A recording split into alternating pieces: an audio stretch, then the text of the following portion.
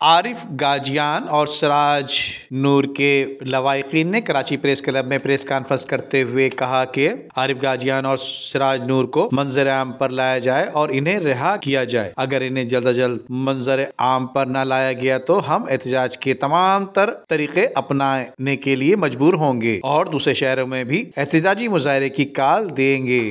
ये असल में पढ़ते हैं, सरगोदा में एक पढ़ रहे हैं और इसने एक रिसेंटली बीए कर लिया है आरिफ हम्बल ने, और ये 1 लाख की तैयारी कर रहे हैं और एक सीएसएस की 1 लाख के 7 सेमेस्टर में है।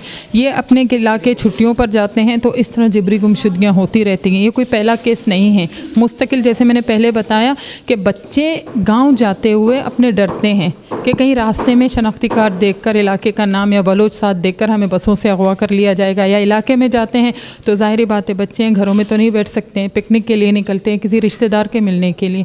इसी दौरान ही डेथ स्क्वाड के साथ मिलकर बच्चों को अगवा किया जाता है। जिस तरह मीन्स जो अगवा किए गए हैं उनसे मुलाकात जी नहीं, ये अगवा होते हैं तो सालों साल ही कोई लग पता है। किसी का अगर नहीं, किसी से कोई रब्ता नहीं हुआ है जो सालों से लापता है। तो 13 साल से लापता है सम्मी के वालिद डॉक्टर दीन मोहम्मद, ना उनसे कभी कोई इनके बच्चों की बात हुई ना वाइफ की। ये लापता होते हैं तो समझे, यही समझ ले कि उनकी पता ही नहीं होता कि वो ज़िंदा हैं या मर चुके हैं।